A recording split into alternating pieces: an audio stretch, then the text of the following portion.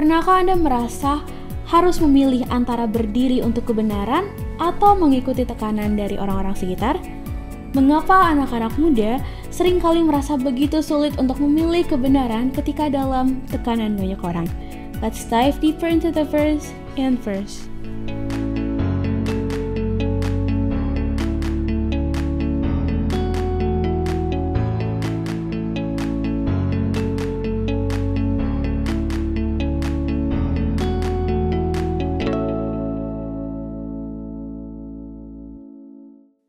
Selamat datang dalam belajar Alkitab Pemuda Inverse, dan kali ini kita sudah sampai pada pelajaran ke-11 Injil Yohanes.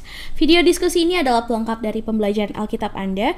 Untuk itu Anda perlu untuk mempelajarinya secara pribadi untuk memperoleh pengalaman yang lebih mendalam. Dan untuk membantu Anda dalam belajar Alkitab, Anda bisa menggunakan ebook Inverse yang bisa Anda akses melalui link yang ada di deskripsi video ini. Dan kita sudah sampai pada topik waktunya telah tiba dari Yohanes 18. Saya sudah bersama-sama dengan Pendeta Victor, Bang Jordan, dan Ko Kevin. Shalom. Shalom Kak Alicia. Siap untuk topik kali ini? Siap. Oke, siap. Baik Bang Jordan, boleh pimpin kita di dalam doa. Baik, mari kita berdoa. Bapa yang penuh kasih, kami memohon bimbingan Roh Kudus-Mu untuk memahami pelajaran dalam Yohanes 18 ini. Tolong kami untuk mengerti ya Tuhan, di dalam nama Yesus kami berdoa. Amin. Amin. Baik, kita akan membaca dari Yohanes pasalnya yang ke-18. Sahabat Inverse boleh membacanya selengkap-lengkap di rumah masing-masing. Kita akan bacakan Yohanes pasal 18 ayat 1 sampai 11 dan Yohanes 18 ayat 37 sampai 39. Setelah Yesus mengatakan semuanya itu, keluarlah ia dari situ bersama-sama dengan murid-muridnya, dan mereka pergi ke seberang sungai Kidron. Di situ ada suatu taman, dan ia masuk ke taman itu bersama-sama dengan murid-muridnya. Yudas yang mengkhianati Yesus tahu juga tempat itu, karena Yesus sering berkumpul di situ dengan murid-muridnya. Maka datanglah Yudas juga ke situ dengan sepasukan prajurit dan penjaga-penjaga bait Allah yang disuruh oleh imam-imam kepala dan orang Farisi, lengkap dengan lentera, suluh dan senjata. Maka Yesus yang tahu semuanya yang akan menimpa dirinya, maju ke depan dan berkata kepada mereka, "Siapakah yang kamu cari?" Ayat 5, jawab mereka, "Yesus dari Nazaret." Katanya kepada mereka, "Akulah dia." Yudas yang mengkhianati dia berdiri juga di situ bersama-sama mereka. Ketika ia berkata kepada mereka, "Akulah dia," mundurlah mereka dan jatuh ke tanah. Maka ia bertanya pula, "Siapakah yang kamu cari?" Kata mereka, "Yesus dari Nazaret."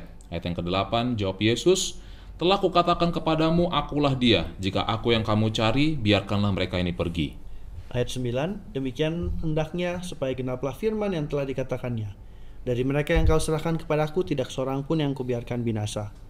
Lalu Simon Petrus yang membawa pedang menghunus pedang itu, menetakannya kepada hamba imam besar dan memutuskan telinga kanannya.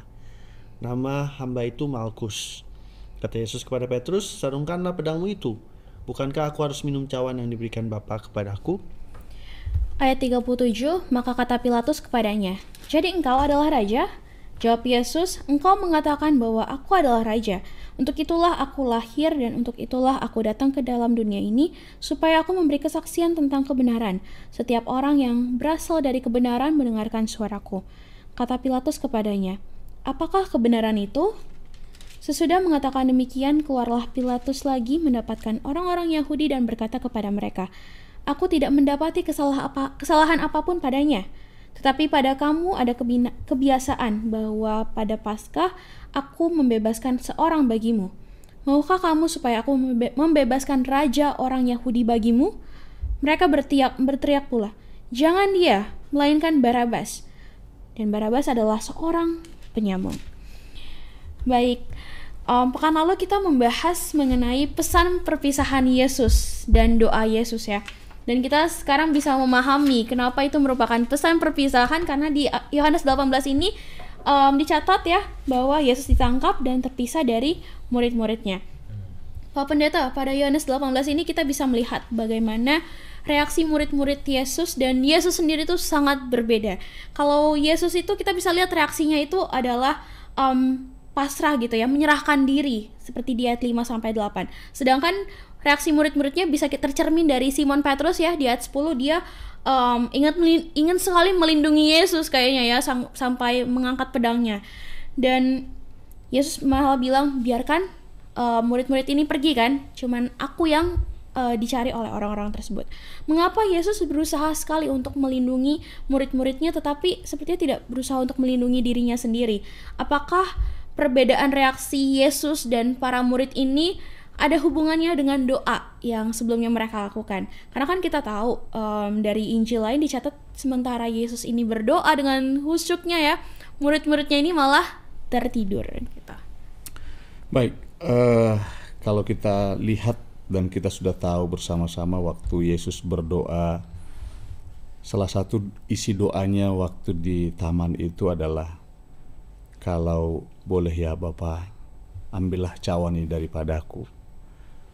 Begitu mengerikannya sebenarnya penderitaan yang harus dia lihat yang akan dialami manusia berdosa, bukan dirinya. Jadi supaya kita melihat kengerian yang dilihat oleh Yesus itu adalah kengerian orang-orang yang akan menerima hukuman itu, bukan kengerian salib yang akan dia jalani. Kalau untuk itu dia sudah siap, tapi sebagai manusia juga dia juga merasakan tentu kengerian itu. Dia akan lihat murid-muridnya yang sedang tertidur itu tidak mengerti apa sebenarnya misi dari Yesus ini dalam proses masa judulnya kita kan saatnya telah tiba ini, waktunya telah tiba.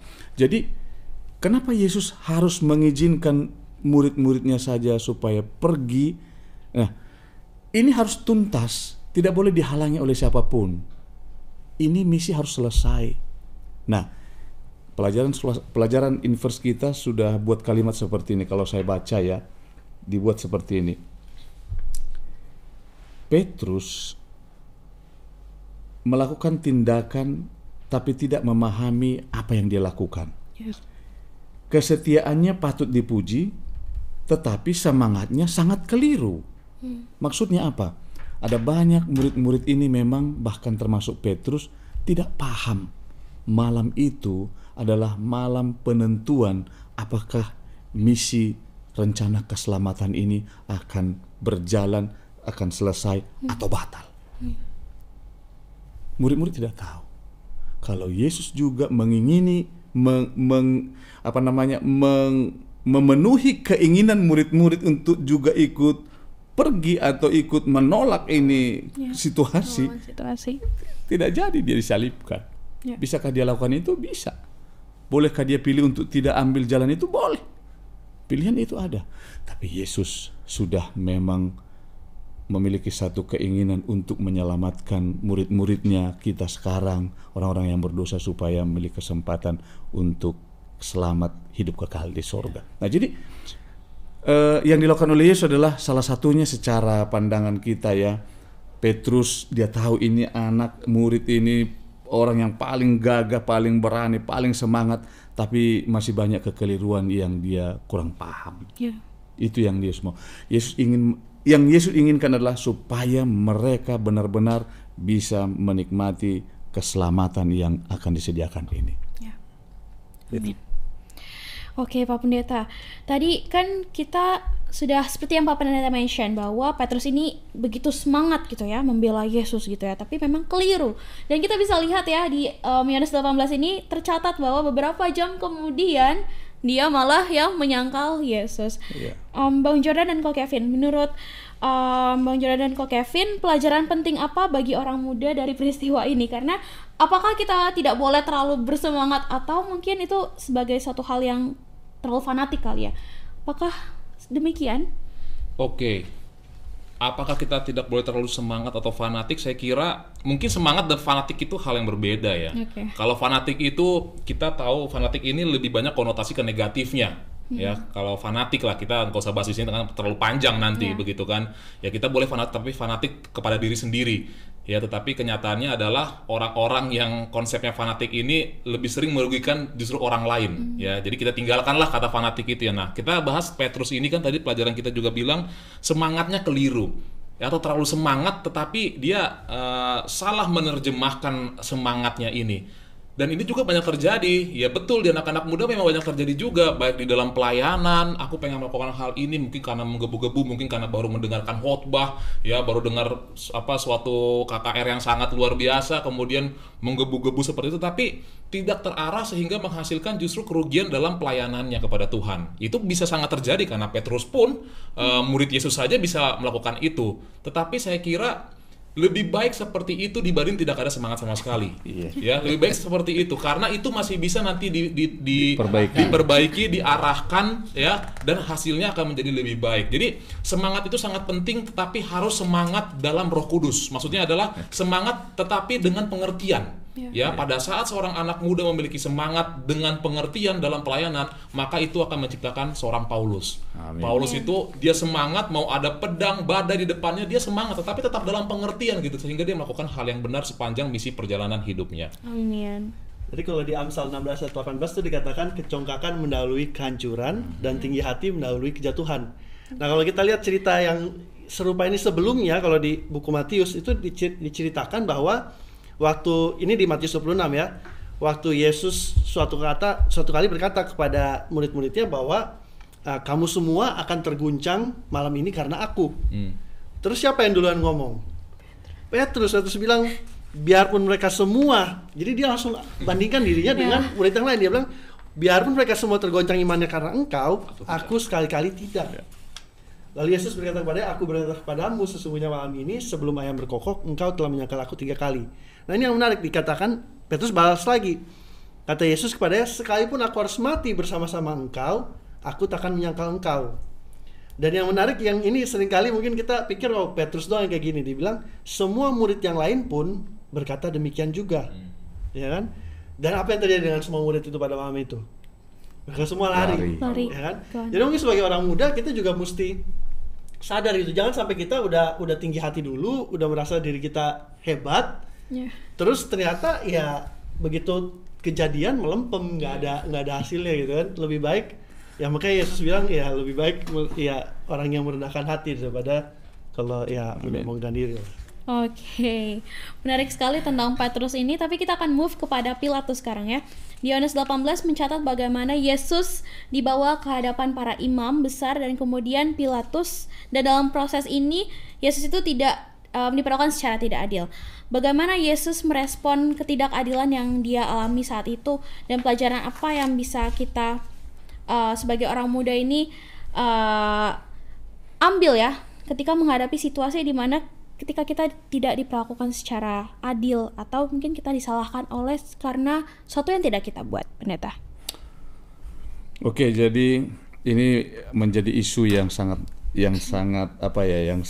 dimanfaatkan oleh banyak orang, soal ketidakadilan. Semua merasa seolah-olah tidak pernah diperlakukan dengan adil.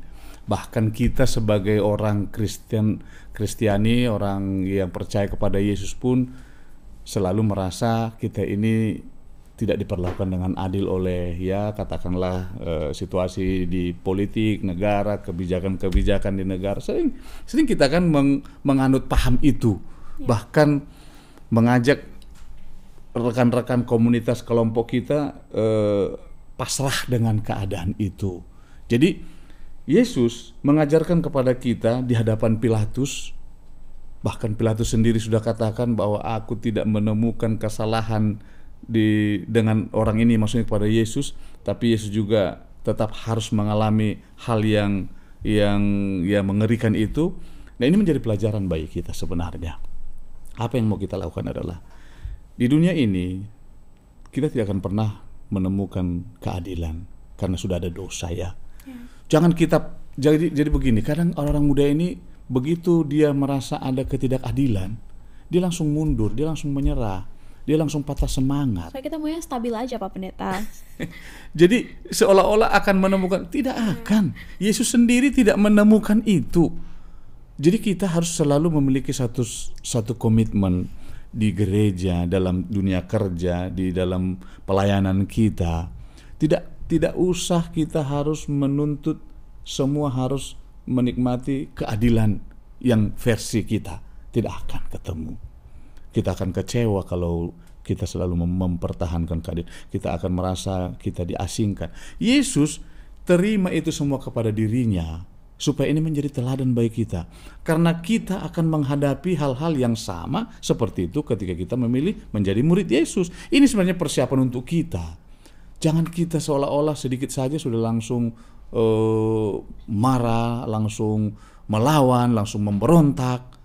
Padahal belum apa-apa yang kita alami. Jadi kita harus mengambil posisi, mari, ketidakadilan itu boleh jadi kita hadapi, tapi percayalah, Yesus sudah lebih dahulu mengalaminya dan dia menang, dia bertahan. Jadi kuncinya bertahan dan tetap semangat dan pasti menang seperti Yesus. Amin. Baik sahabat Inverse, kita sudah membahas 3 poin penting dari Yohanes pasal 18 ini. Kita akan lanjutkan setelah yang satu ini. Bosen, ngantuk, malas, gak ngerti. Apakah kata-kata ini keluar ketika kamu mendengar kata Bible Study? Belajar Alkitab harusnya menjadi suatu hal yang menyenangkan. Tapi kenapa rasanya susah sekali untuk memulai? Apa yang salah? Apa yang harus dilakukan agar belajar Alkitab rasanya tidak begitu-begitu saja? Banyak orang bilang ada banyak jalan menuju Roma. Jika pepatah ini benar, kami percaya Tuhan pasti sudah sediakan lebih banyak lagi jalan menuju Alkitab, menuju Dia. Hanya saja, jalan-jalan itu mungkin belum terlihat oleh kita. Tapi kita bisa meminta. Yesus pernah berkata dalam Matius 7 ayat 7, "Mintalah, maka akan diberikan kepadamu. Carilah, maka kamu akan mendapat. Ketuklah, maka pintu akan dibukakan bagimu." Bagaimana cara memintanya? Lewat doa. Berdoalah untuk meminta hikmat dan kemauan yang kuat untuk belajar Alkitab. Setelah itu, mari buka Alkitab dan belajar sedikit demi sedikit sesuai kemampuanmu. Jika kamu bingung mau mulai dari mana, Inverse Indonesia memiliki Bible Study Guide yang bisa membantumu menentukan apa yang ingin kamu pelajari. Semua dikemas dengan bahasa yang mudah dimengerti.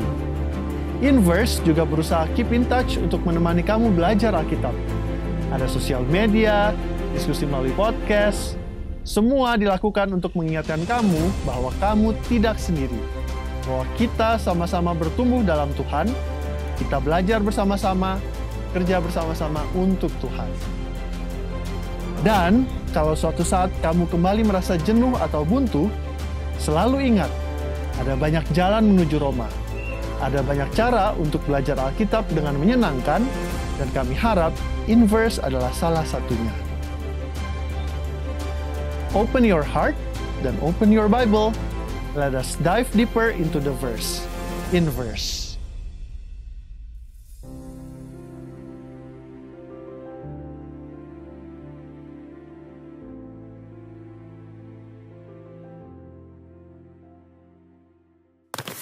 Terima kasih sahabat Inverse untuk tetap bersama-sama dengan kami. Baik, salah satu tokoh yang dibahas dalam Yohanes pasal 18 itu adalah Pilatus ya.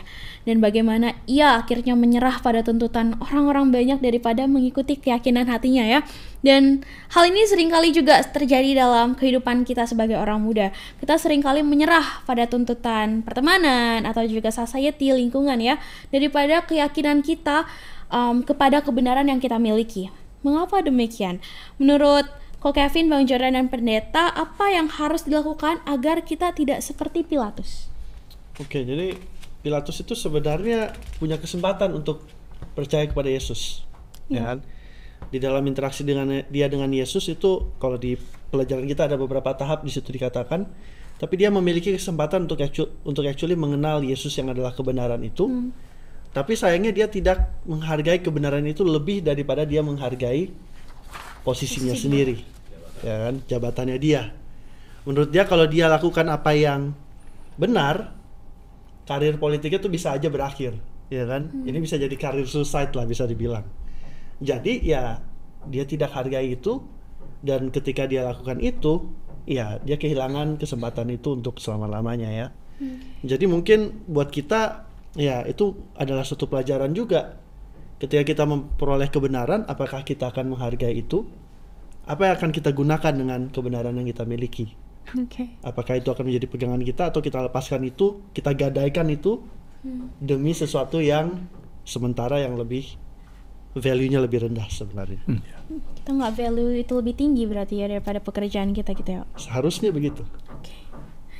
Iya, memang ini sering terjadi ya dalam kehidupan kita ya. Bagaimana sebenarnya kita mengorbankan prinsip yang semawi gitu ya, demi kedamaian atau kesenangan duniawi yang sebenarnya sementara, kan gitu kan. Jadi ini sebenarnya jadi berhubungan juga dengan pelajaran kita minggu lalu gitu kan. Yang minggu lalu poin pentingnya adalah jangan gelisah gitu kan, jangan gelisah. Nah, kenapa kebanyakan kita, apalagi anak-anak muda itu akhirnya menyerah aja gitu ya. Dia tahu nih salah nih, ya diajak sama temennya untuk pergi ke suatu tempat, yang dimana tempat itu adalah kita tahulah isinya kebanyakan dosanya di sana. Tetapi karena gelisah, karena khawatir kalau saya nggak ikut, nanti circle saya jadi bagaimana nih, pertemanan saya jadi bagaimana nih kan, begitu teman. kan.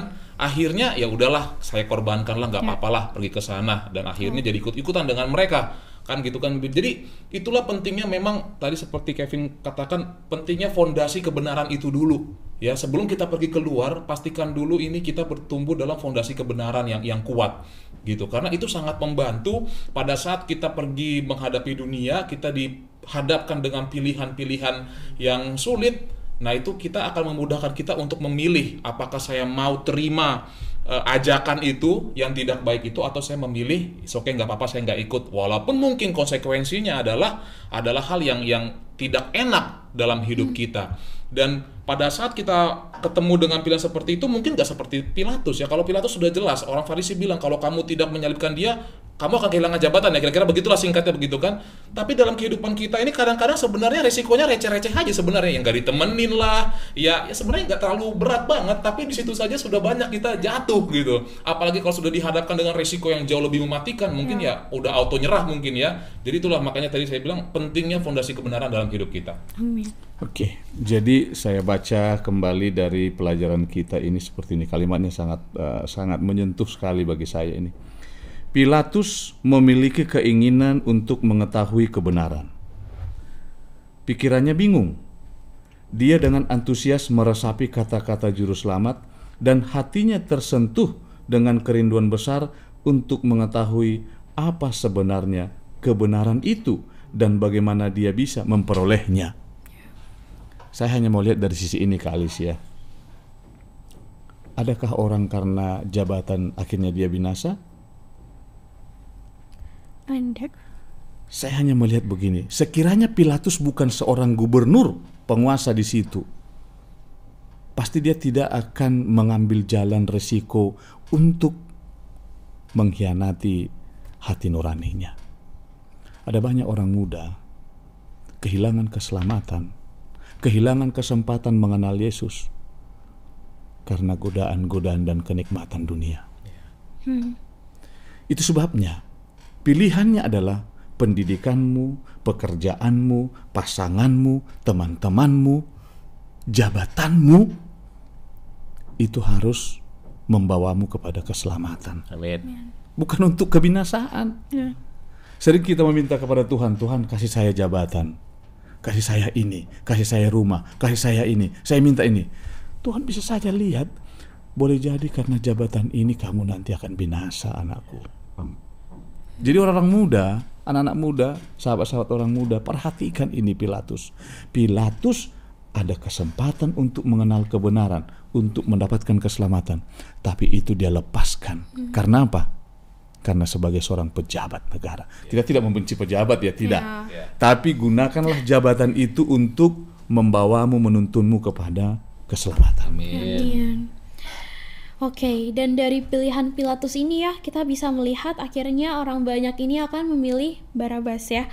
Seorang penjahat keji ya, penyamun ya, itu bahasa Indonesia yang jarang aku dengar sih sebenarnya, penyamun ya, tapi itu berarti penjahat yang keji gitu ya. Apa yang membuat orang-orang banyak ini akhirnya memilih seorang penjahat keji? Maksudnya kayak orang sebaik Yesus gitu kan, mereka kan juga pasti lihat dong, Yesus lemah lembut, Yesus penuh kasih. Masa ditukar gitu loh sama seorang penjahat keji seperti Barabas ini? Apa yang membuat orang-orang banyak ini memilih orang seperti itu yang menggantikan Yesus untuk dilepas gitu ya? Dalam hal budaya apa saat ini ya, atau bahkan gereja sekalipun juga demikian. kita tidak memilih Yesus. Mungkin Bang Jordan, pendeta, dan Ko Kevin boleh kasih tanggapan tentang hal ini? Iya, sebenarnya pilihan antara Yesus dan Barabas itu adalah pilihan yang dihadapkan kepada kita sehari-hari. Ya, itu bukan hanya berlaku pada saat 2000 tahun yang lalu, tetapi sehari-hari sebenarnya pilihan antara Yesus dan Barabas itu dihadapkan ke kita. Ya. Gitu kan? Pada saat kita kan sudah tahu konsepnya ya, pada saat kita memutuskan untuk berbuat dosa, berarti sama aja kita sudah menyalibkan Yesus. Yang kedua, yang ketiga, yang keempat, ya di situ juga pada saat kita memutuskan untuk melakukan dosa, di situ juga sebenarnya kita sedang memilih Barabas sebenarnya. Nah, kenapa zaman dulu orang tetap pilihnya Barabas gitu? Karena memang sudah jelas mereka sangat benci kepada Yesus. Ya, kebencian kepada Yesus itu menyebabkan mereka untuk memilih Barabas. Padahal kalau tadi sudah sempat disinggung, kalau secara visual mungkin kalau boleh saya bayangkan gitu ya, Yesus yang sangat lembut terlihatnya, sangat mulia kalau dibandingkan dengan Barabas, dengan definisi tadi penyamun, pemberontak, penjahat, seharusnya ini secara visualnya sudah sangat tidak baik sekali nih gitu kan. Harusnya lebih mudah untuk memilih yang mana, tapi karena kebenciannya kepada Yesus akhirnya Barabas yang dipilih. Tapi zaman sekarang setan upgrade. Begitu kan? Kalau zaman sekarang mungkin saya berbuat dosa, saya tidak mengatakan kalau saya membenci Yesus, tidak. Ya, misalnya saya ini seorang Kristen nih, berbuat dosa. Tapi pada saat saya tanya, Jordan, kamu berbuat gini karena kamu membenci Yesus ya? Enggak, saya orang Kristen kok, saya pengikut Yesus. Betul. Tetapi kenapa kita malah tetap memilih Barabas modern gitu, memilih untuk melakukan dosa? Karena zaman sekarang Barabasnya sudah tidak seram lagi. Barabasnya sudah seperti Beautiful Barabas. Begitu loh. Iya. Ya, sudah sangat silau. Ya, Barabas itu sudah sangat menyilaukan mata kita sehingga kita tidak melihat lagi Yesus. Jadi yang lebih terlihat adalah Barabas yang silau itu di zaman sekarang. Dan itulah yang jauh lebih berbahaya lagi di zaman sekarang. Oleh karena itu jangan sampai kesilauan dosa ini menghalangi pandangan kita kepada Yesus yang sangat mulia itu. Amin. Oke, jadi salah satu latar belakangnya kita harus lihat juga. Orang banyak ini kecewa kepada Yesus. Bukan karena tidak dikasih makan. Yesus tidak bersedia mengangkat dirinya menjadi pemimpin politik bagi Yahudi. Tidak mau dia memproklamasikan diri soal kemerdekaan politik Yahudi itu, Israel. Mereka kecewa. Mereka kan tunggu-tunggu Yesus ini. Kapan ini Yesus mendeklarasikan diri sebagai raja kita? Tapi sudah lakukan. Nah, pemimpin agama marah karena pengaruh mereka sekarang berkurang dari mereka kepada Yesus. Jadi ini komplit ini complicated, ini persoalan mereka. Orang banyak ini ingin kemerdekaan, tapi Yesus kok tidak deklarasi ini. Itu latar belakangnya supaya kita tahu orang banyak ini, kalau bahasa sekarang ini kan sumbu pendek, diprovokasi gampang. Oh, ini kecewa kita. Waktu Yesus berkhotbah kan 5.000 orang dikasih makan. Betul. Artinya orang banyak bersimpati, tapi Yesus tidak memenuhi keinginan mereka. Udahlah, kalau tidak ada harapan dari dia, ngapain kita biarkan dia. Itulah salah satu. Tapi yang paling mengerikan adalah bagi kita orang muda, jangan sampai kita mengharapkan sesuatu dari surga itu sesuai dengan versi kita. Selalu begitu godaan kita. Kita mau melayani, kita mau aktif di gereja, kita mau begini, tapi ada tapinya harus sesuai versi saya. Jangan, tidak boleh sesuai versi dari diri kita. Semua harus sesuai dengan rancangan dan versi Yesus Kristus surga. Itu yang buat mereka kecewa dan meminta Barabas. Apa sih yang dapat dari Barabas? Tidak ada. Tapi ya sudahlah, orang di sini juga mereka kecewa. Nah, ini yang harus kita hadapi sekarang. Nah, ini sebenarnya tema yang berulang-ulang terus juga dari awal kita belajar kan, dari dimana Yesus di Yohanes 3 udah bilang terang udah datang ke dalam dunia, tapi manusia lebih menyukai kegelapan.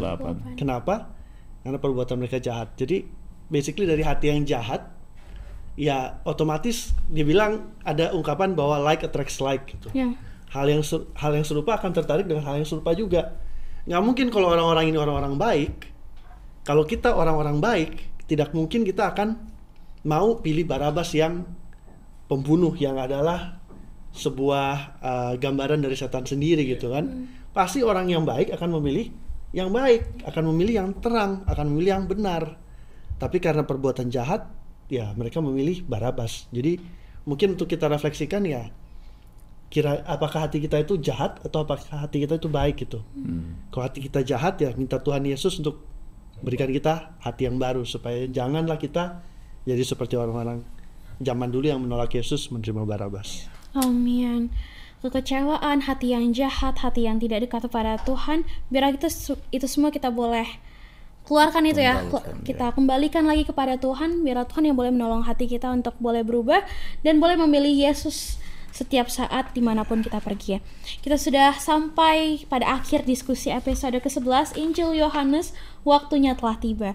Masing-masing panelis, Bang Jordan, Ko Kevin, dan pendeta boleh menyampaikan satu closing statement. Oke, boleh. Mungkin kalau dari saya adalah, walaupun dunia ini penuh dengan ketidakadilan, tetapi tetaplah agar tidak berdosa dalam ketidakadilan itu. Tetaplah berdoa, tetaplah semangat, karena nanti keadilan akan didatangkan dari Tuhan saja. Amin. Ada janji di Yohanes 1 ayat 12 dikatakan, tetapi semua orang yang menerimanya diberinya kuasa supaya menjadi anak-anak Allah. Jadi kiranya kita bisa menerima Yesus hari ini. Amin. Ada salah satu kutipan bernubuat, lebih baik mati daripada berdosa, lebih baik lapar daripada mengkhianati Yesus. Jadi ini harus menjadi komitmen kita. Apapun keadaan kita harus tetap setia kepada Yesus. Mau jabatan, kenikmatan dunia, janji-janji kebahagiaan, harus ada dalam Yesus Kristus. Amin. Ko Kevin boleh pimpin kita dalam doa. Baik, kita bersatu dalam doa. Bapa di surga, kami bersyukur buat pelajaran yang baru kami dapatkan ya Tuhan. Kiranya Tuhan bantu kami supaya kami boleh memilih Yesus setiap hari. Bantu kami untuk tidak berdosa, bantu kami untuk boleh selalu dituntun oleh Roh Kudus-Mu. Terima kasih Bapa. Kami persembahkan doa ini dalam nama Yesus. Amin.